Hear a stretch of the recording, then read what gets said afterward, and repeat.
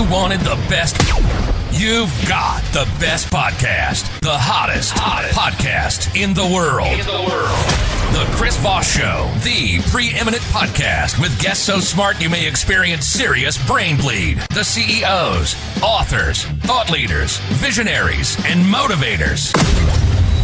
Get ready. Strap yourself in. Keep your hands, arms, and legs inside the vehicle at all times, because you're about to go on a monster education roller coaster with your brain. Now, here's your host, Chris Voss.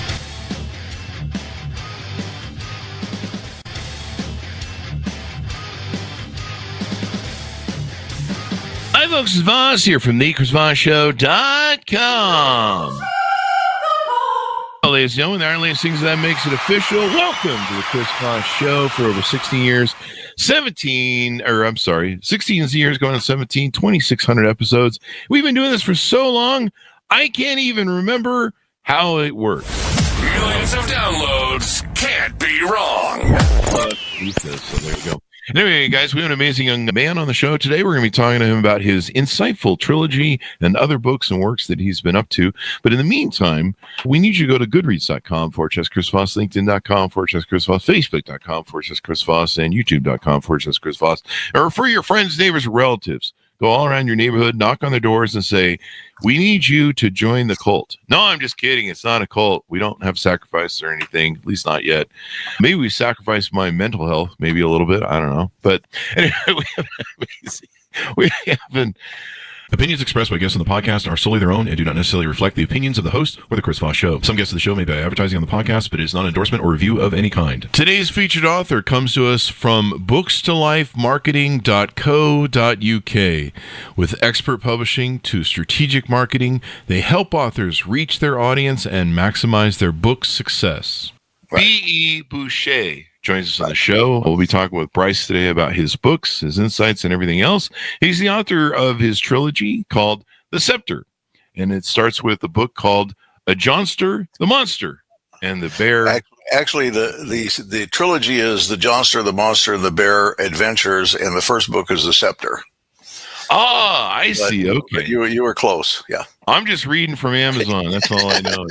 I just read the material. I'm like one of those news people. I just read whatever's on the teleprompter. Good plan. Out December 23rd, 2024. Give us your .coms, Bryce, wherever you want people to find you on the interwebs. My website is BEBoucher, BEBOUCHER.com.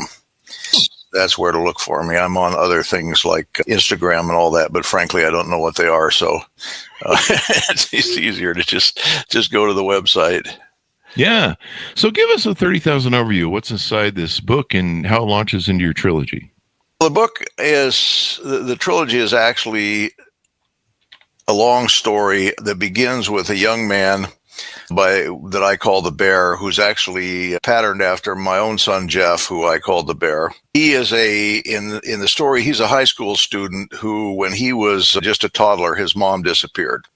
And he has lived with this hole in his heart for all this time up until he becomes a high school student and gets distracted by all that stuff.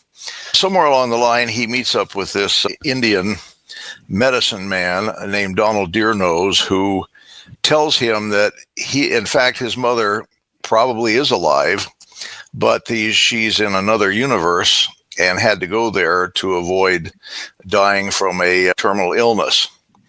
Jeff the Bear recruits his best friend John, who is called Jonster the Monster, and they're two what they hope to be their girlfriends, Debbie and Pat, and also a new friend named Clark, who's an interesting character. He's a bullied kid who they befriend, and they all wind up going into this alternate universe, which is called Sergel Tuteron. While there, they find that they are not only just showing up there, they are expected by the people in Sergel Tuteron who believe that they are somehow prophesied to come there and save them from this evil king who is destroying everything with his greed and so forth.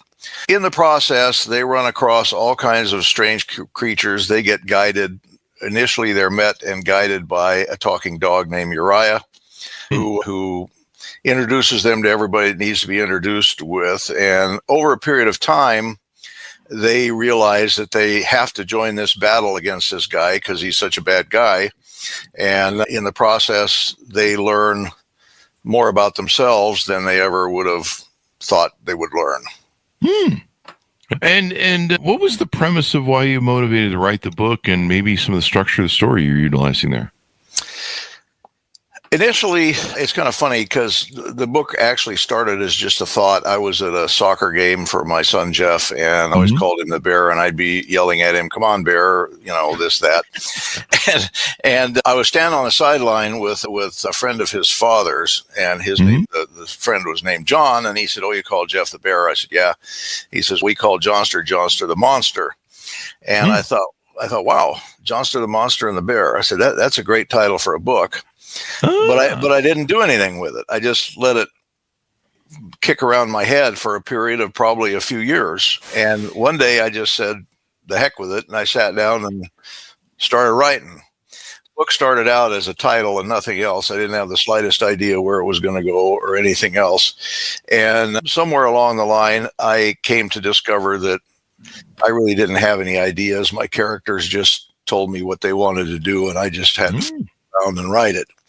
So that's what I did. And as I got through the first two books and into the third one, my son was suffering from brain cancer. As his condition started to deteriorate some, it became more and more important for me to get these done because I wanted him to be able to experience them. And he really loved them. And more than that, he saw them as a way that his struggles could be used to maybe help other kids who may be suffering from not just diseases, but bullying, lousy life, whatever. So that's kind of where it came to where we are now. That's pretty nice. Now, your son, tell us about your son, because some of the motivation, he had a long battle with brain cancer. Talk to us about that and how that inspired the story, because I think there's something really beautiful in what you're sharing here and to helping others. He was a most wonderful person, and I got my ideas, the character Jeff the Bear in the books is very much like Jeff the Bear, the real guy, and that he was a big guy. He was very funny, had a great sense of humor, very compassionate to others, and most of all, he had a do not quit attitude that just did not quit.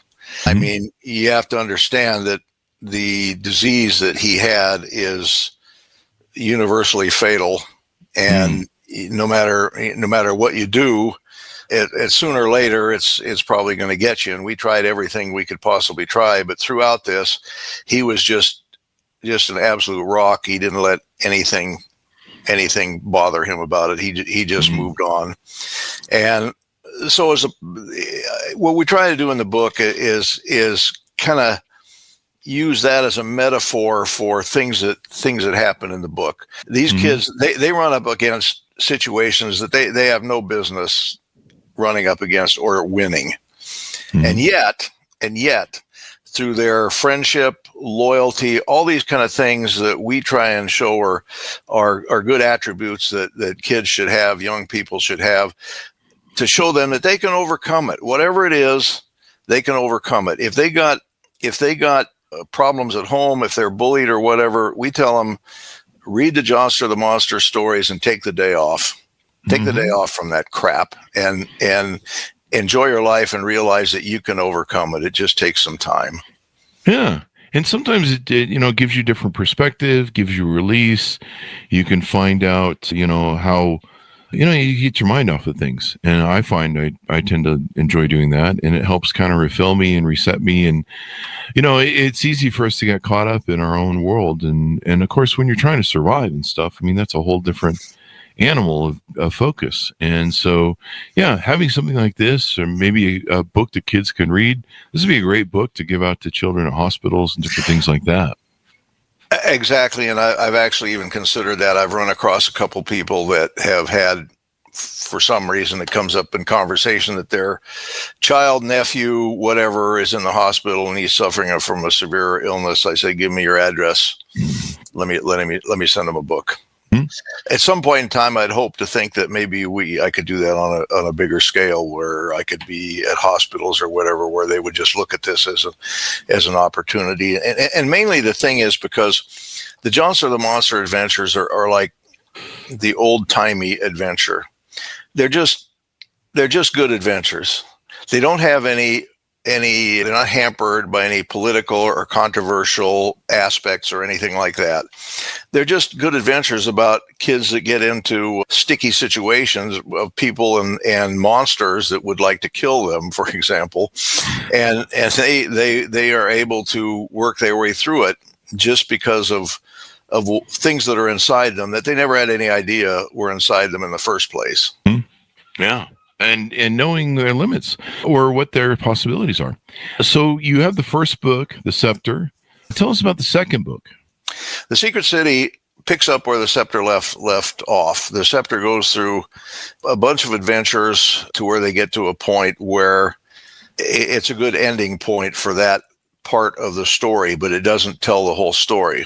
The Sceptre is actually what that is a magical scepter like kings used to have, that little thing they hold and wave around at their people and everything. But this scepter supposedly has magical qualities, and it can only be lit up or energized by one person, and that's the bear. And that's because he's been prophesied for years that he's going to come and save the day, and he gets there and goes, "Huh, what? I'm a high school kid." But over time, he gets pulled into this thing, and the whole thing about the first book, The Sceptre, is how they rescue the Sceptre from the bad guys. The second part, the Secret City, is how the Sceptre and other things that they have are utilized to actually go into battle and defeat these. It's not just the king. He has lots of very not nice monsters and so forth on his side that are fighting for him. That's pretty much what they do. And in the end, it turns out to be really a archetypical battle between good and evil. You've got the ultimate good on one side, the ultimate bad on the other side, and there's really no in between, and there's no guarantee that ultimate good is going to win, even though, of course, we'd all like to see that happen. Yeah. There's never a guarantee that good will win over evil. And it kind of assures us in the movies, but every now and then we find that fate has its way, unfortunately, sometimes. And good doesn't always triumph. But that's kind of, I think, what makes life valuable and what makes it something that we endure and enjoy. What about the third book in the series? The third book is called Elstrom Legacy, and the land called Elstrom is referred to a few times in the first two books, but nobody really knows much about it. The characters really don't know much about it. And then it turns out that one of the characters, who is a major character in the first two books, named Crystal, who's a talking cat with magic eyes that can do all kinds of things, finds out that her land in Elstrom is threatened by another land in Elstrom. And so they once again come to Jeff and his friends, who by then they refer to as the Searchers, excuse me, and ask for their help. And Elstrom is actually takes place in a giant cave. It's a giant cave that has several different civilizations within it on different levels. And a couple of these got kind of rowdy and decided they were going to mess with Crystal's family and life. And that's so the other team goes in there to help them. And in the process, it actually does, there are things that happen that does wrap up all the loose ends that are in the Sceptre and the Secret City. You leave a few loose ends so that people go, what happens next? But at some point in time, you gotta tie them all together. And I don't really like loose ends that much. Tie it up. So do you see a future beyond the trilogy? Actually, there is a fourth book called Sergel to Terran, which is a prequel to the first three.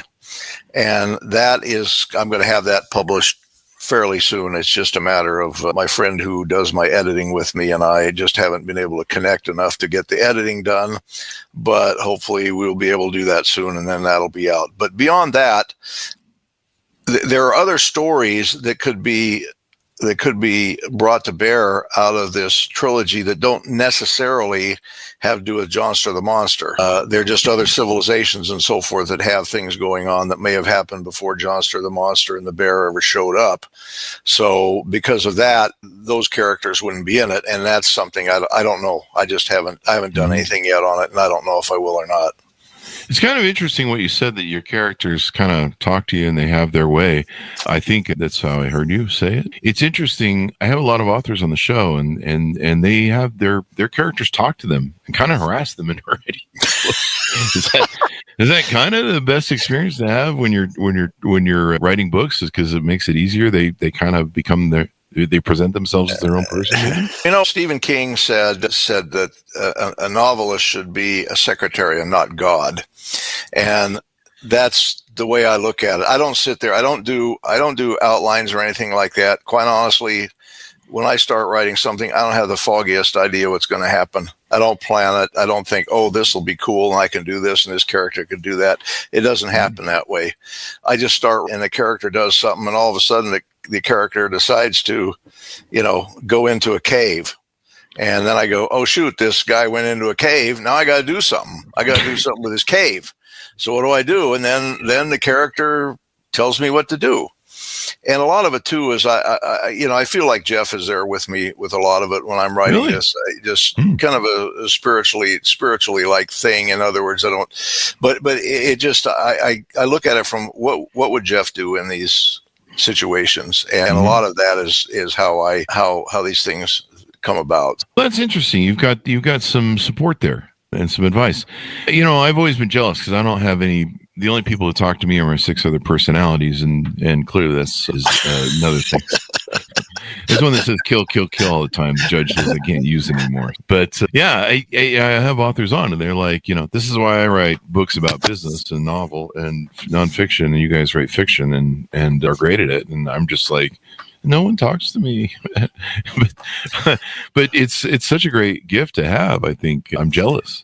I don't hear them in my head, that kind of thing, but it's just like I said, it's just that a character will put him or herself in some kind of situation or somewhere, and I'll go, oh, what do I do now? And amazingly enough, something always happens.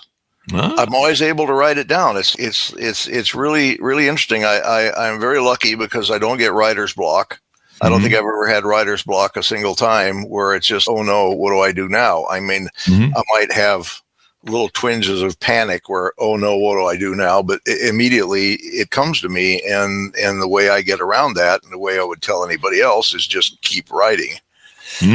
Keep writing, and the answer will come. Just keep writing. I found that works too. I used to call it puking on the page. We did when I got my book written, I joined a accountability group during COVID, and we joined the accountability group, and everyone in it was like writing a sentence and then trying to edit it. They were doing the whole, like, it was the worst of times or the best of times. Should it be the other way around? And they're trying to short edit everything they were writing as they were writing it. And I've had enough authors on that I realized, there's an editing phase to writing a book at the end. And I'm like, and then you hire usually somebody else to do that so they can write in your voice, but also so they know where to put the commas and periods and correct all the crap you misspelled and stuff. And I was going through it with them, and I would just, fortunately I had all the stories of my life. And so I just puked them out on the page, I called it. And I would just write stuff. And sometimes, I didn't worry about being the best writing, like it was the worst of times or the best times, or, some sort of opening to a Stephen King book. Yeah, I just blathered it out and put it on the page. And by the time I was done, I was like 30 or 50,000 words. And I was sitting there with my accountability group of wonderful people. And I was like, so how you guys doing? I got 20,000 words. And they're like, we're still editing the first paragraph. I'm like, you've been editing the first paragraph this whole time? Oh, they really weren't doing the first paragraph, but they were almost. And they were so involved with the editing. And, to me, it's like when you've got that flow, when you've got those ideas, the best thing to do is just get them out on the paper.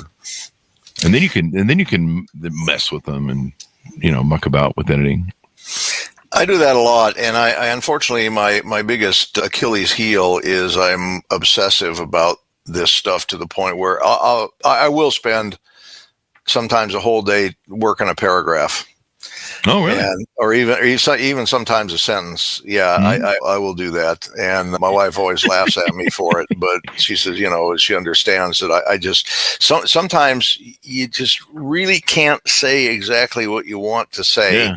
So you redo it and redo it and redo it. And I edit the books myself. I have a good friend named Robin who she edits with me, and I do that. I hired a couple people initially to edit my books, and frankly, there was one person had one useful suggestion, and the rest of them were just nonsense.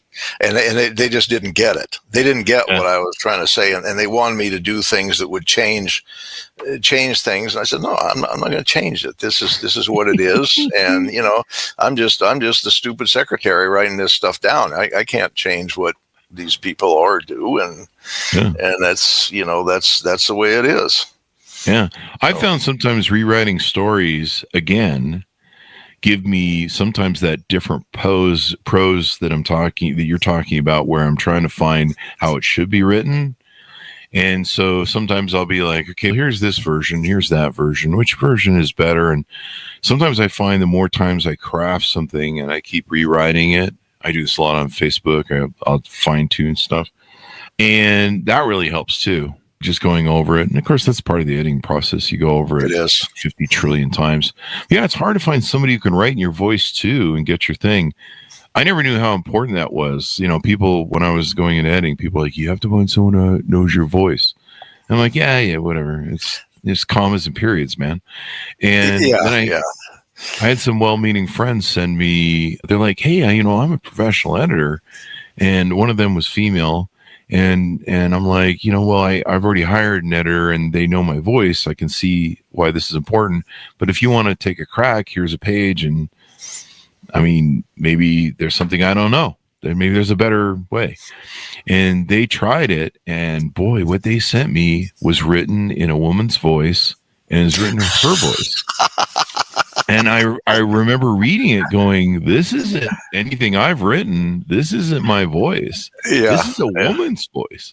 Yep. And that's when I realized why all the authors say that, you have to find somebody who can edit in your voice and write in your voice in the editing. And I never realized how important it was till I saw other people trying to write in my voice. And I was like, that's not gonna, people are going to read that and they're going to go, that wasn't Chris. They can't do it.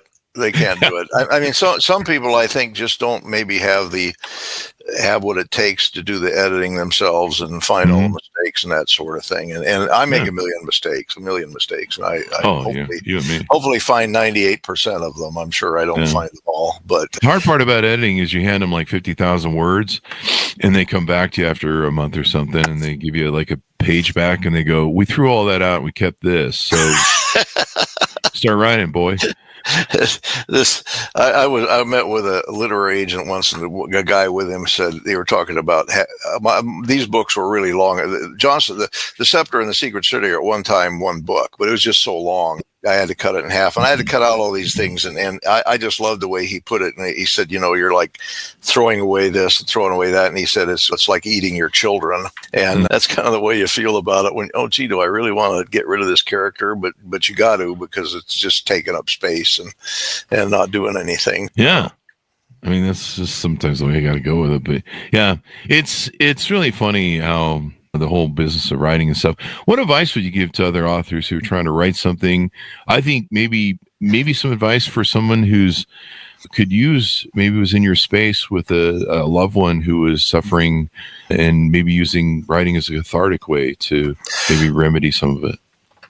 It is. And I would definitely encourage that. I mean, I don't think I'm a person that really deserves to give anybody else advice, but writing for me is a cathartic experience where Jeff is concerned. And I actually have another book I'm just literally finished a couple of days ago, which is a murder mystery. It takes place in a hospital during the COVID times. So you brought up COVID before. So people run across all these things that happen during COVID and restrictions in the hospital, which are things we actually put up with because my son was in the hospital during that time, and we had to put up all of the visiting restrictions and all this other nonsense. Yeah, that they put through. It was just, it was just not good. But I definitely think that not only as a cathartic experience, but use that as an opportunity to honor that person that is suffering. And I mean, Jeff really did love the books, and he loved the stories in them and so forth. And it was a very good thing for me to be able to give him that gift. That's wonderful. It's a tough, it's a really, there's nothing worse than having a terminally ill kid, and it's a really hard road to hoe. So yeah. You think your kids are going to outlive you, and I even have that problem with my dogs. I think my dogs are going to outlive me, and it really is awful when they go first. We lost 3 dogs in 7 months last year. And, holy crap! Yeah, all 3. Yeah, it was horrible. Yeah. It's not fun. I'm glad that there's an homage to your son and a great story and detail you can share with other people, maybe that can uplift them as they're going through pain and suffering, and maybe trying to see, get themselves entertained beyond the world that it is. Because, I found that entertaining people, making them laugh, making them smile, taking them out of their things. I told the story a number of times on the show, but I remember one time my dad called me. He'd had a stroke, and he'd gone really pale, and they'd brought him back. They brought him back. He was gone. It was pretty much, his color was all gone and everything. And they brought him back and got him stable, and he was really scared. He called me, and you could hear just the fear in his voice. And you didn't normally hear fear in my father's voice. You would hear anger, but you didn't hear fear. And I remember I the way I deal with these things is I start telling jokes. I try and make people laugh, and I try and entertain. And, he was talking about stuff that isn't going to matter in the long run of anything, and there's no use dwelling on it. It is what it is. And so I started just telling him stupid jokes like, what's the nurse like? What's that hospital food? Easy, low-hanging joke fruit. And pretty much within a few minutes, I had him laughing. At first, he resisted me. And, of course, if you do that to a comedian, they'll keep going. So, it's always the guy in the room that you can't make laugh, that you focus in on. I'm going to make you laugh. But I had him laughing, and by the end of it, I lifted his fear, I lifted his worry. I didn't make anything go away, but I gave him life. I showed him the beauty of life for a moment, and how he was still here, and how you could still enjoy it. And I think when we bring that to other people through means of entertainment or uplifting or stories that give lessons and stuff, that just helps make the world a better place, I guess. I agree with you. I agree 100%. Jeff was very big on humor. He always had the joke of the day. And when he was in the hospital, I swear to God, I'd be in there for hours at a time and thought I knew everybody. And there would be people come in, I wouldn't know who they are, and they'd say, "Oh, I just came for the joke of the day." and really, and here's a kid, he's lying in there. He's, is partially paralyzed and everything from this horrible disease. And there's a couple of nurses they'd come by off their shift just because he lifted them up. There's one wonderful nurse that said that she actually stopped doing what she was doing and went to work for Dana-Farber in the cancer center just because of her dealing with Jeff. And it made her want to be in that realm, and that's something that I'm extremely proud of for him. That's good. We never know how much the work that we do and the stuff that we do in good reaches other people and changes the world and changes lives, really, when it comes down to it. I learned a lot about that from him, just people that he touched in a really positive way. And it's, wow, I never even heard of this person or whatever. And yet they say all these great things. And I think, and in the book, there's just a lot of that kind of thing. There's a lot of humor, a lot of sarcasm. These are high school kids, and Jeff and John work themselves each other over all the time, like friends of that age do. And one of my favorite, it's kind of a secondary story, is Clark, who's the 5th kid, who's a bullied kid. He is treated like crap at school, just bullied mercilessly. His mother's an alcoholic. His stepfather beats him up. I mean, he's just the most miserable kid you can imagine. And Jeff and John befriend him and back all the bullies off. And when they wind up going to Sergel Tuteron, something very interesting happens, and he learns that the very traits that he has in this world that make him bullied and picked on and everything, in the Sigel Tuteron world, make him admired and a hero. And so that we try and show, like, okay, if maybe if you're bullied or whatever, you have these things, don't necessarily throw away those traits. Embrace them, and try and use them to your advantage, because they may not be so bad. The weakness is on the side of the guy that's bullying you, not the person that's being bullied. Very true. Very true. Yeah, it's and a lot of young people deal with bullies. This is angled towards young people for the most part, isn't it? It is. I mean, personally, I'm the author, so I think everybody would enjoy it. Mm-hmm. I think adults could enjoy it. But basically, I'm looking at the 12 to 25 year range, that for young people that are really going through these things. And you're right. I mean, kids with the internet and so forth now, they really have a lot of stuff to deal with that we didn't have to deal with. I mean, these kids kill themselves because they're bullied. It's horrific. Yeah. And if I could reach one kid and keep him from doing that, I would consider everything a tremendous success. And it's overwhelming when you're getting bullied. I mean, it really is. Yeah, it is overwhelming. Yeah. And you feel lost. And you're right. A lot of kids do self-harm over that because you just feel like you're in a corner. You don't feel like you can defend yourself. You have to go to school because, your parents want you to go to school. And you're just trying to learn stuff and survive and, I don't know, meet girls or guys or whatever your thing is. And it's hard because, I've dealt with, when I was young, I dealt with some really mean bullies. Oh, yeah. There was, I understand that. Clark is somebody that has, and until the bear came along, he didn't have anything. He didn't have anything, but as he learns, as time goes by and that these other things happen, over time, he learns that the savior to him was not Jeff necessarily. The savior was himself. Everything to save him was in himself all along. He just had to find it and bring it out. And that happens with all the characters in there, Debbie, Pat, all of them. And a lot of these people are characters are based on people that I knew very well. And obviously the character is the character and the person's the person, and they're not the same, but still. Yeah. Yeah. I'm glad you brought an inspiring book, an homage to your son, and his life and story lives on. It'll be interesting to see. Is there anything coming up that maybe we should know about? Any books or anything you're working on? Well, the Gross Words anthology book is going to be coming out probably in the next week. And that's a really fun book. Lots of fun little stories that are about, like I said, maybe 8, 10, 12 pages long. And they all have a pretty cute story with a twist, with a crossword puzzle at the end, so the kid can kind of relive the story when he does the crossword puzzle.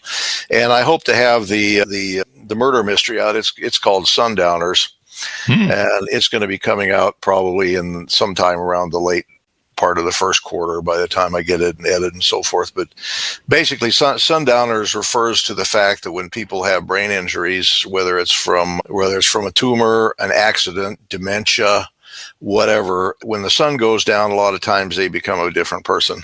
They can become abusive. They can become a lot of different things. And that's something that, it makes for an interesting base for a murder mystery in a hospital, I think. So, yeah. Murder, you say? I love it. Yeah. Nothing like a good old serial killer in a hospital to make life interesting when you're in there as a patient. I like that plot line. That's a book that sounds very interesting to read because people are dying all over a hospital. I mean, I don't mean to make light of that, but people are dying all over a hospital, and it would be sometimes hard to tell if somebody had mucked about. And maybe, exactly. Exactly. I don't know. Yep. You've given me some good ideas here. Feel free to steal them. I might next time. I don't know. One of my relatives is in the hospital. What happened to the cord, Chris? I don't know. I tripped over it. And I put it back on the wall. Accidentally unplugged that sucker. Like that? Don't do that, folks. That's not nice. If I could just give one message on all of this, on the Jonster the Monster in the book, Bear Adventures specifically, it would be to tell kids, don't give up. Don't give up. You can find your solutions somewhere else. And even in the worst possible scenarios, keep your chin up, because even if you're going to go out with your chin up. And that's exactly what Jeff did. I mean, toward the end, he was a chef, and a really good one, but he came to understand that he couldn't be a chef anymore. And so he actually wasn't joking. He told me, he says, I think I want to do stand-up comedy, which he couldn't really stand up at that point, but he wanted me he could wheel out in a chair, and he said, just find some improv places where I can go in Boston. And I swear, I mean, it's hilarious. He was unflappable. And he even had his first joke, which was, he said, I would come out and say, I used to hate having a brain tumor, but then it grew on me. And